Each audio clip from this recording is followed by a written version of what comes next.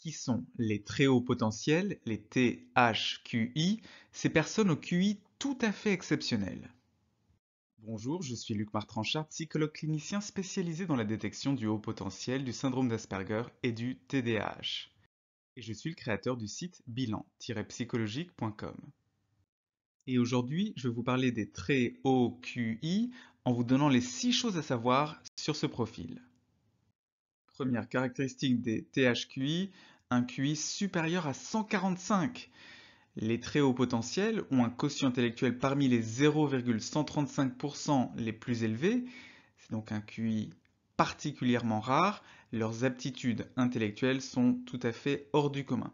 En fait, 145, c'est 3 écarts types au-dessus de la moyenne qui est 100. Pour rappel, ce qui est normal, c'est d'avoir entre 90 et 109, c'est là que se situent 50% des personnes d'une classe d'âge. Deuxième caractéristique des THQI, un décalage absolument massif avec la plupart des autres personnes. Oui, les THQI sont des surdoués qui généralement se sentent massivement différents de la plupart des autres personnes. Ils ont notamment une difficulté à supporter les personnes qui sont peu intelligentes. Quelle différence y a-t-il entre haut potentiel intellectuel et très haut QI? Il s'agit principalement et avant tout d'une différence de niveau intellectuel, puisque les HPI ont un QI supérieur à 130 parmi les 2,3% les plus élevés, alors que les THQI ont un QI beaucoup plus rare, supérieur à 145 parmi les 0,1% les plus élevés. Et cette différence entre une personne qui a 145 de QI et une personne qui a 130 de QI est une différence significative, elle est vraiment importante.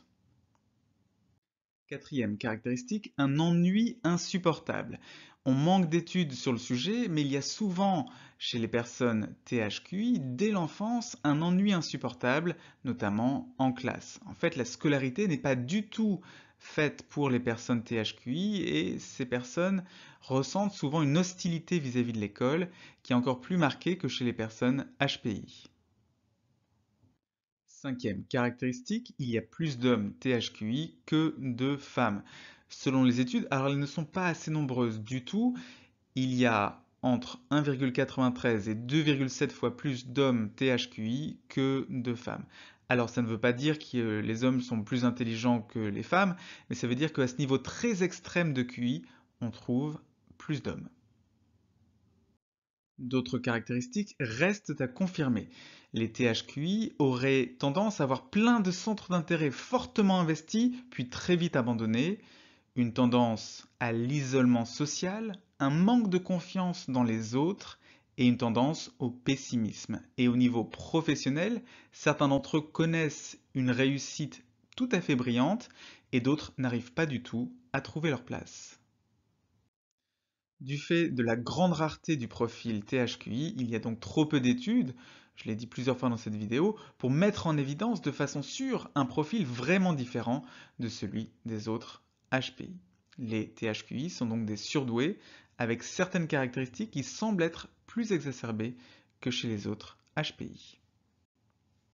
Pour découvrir si vous êtes THQI, je recommande de commencer par le test de dépistage du haut potentiel intellectuel en ligne, vous le trouverez dans la description, puis la passation d'un bilan psychologique incluant la VICE4 est nécessaire pour savoir de façon sûre si vous êtes THQI.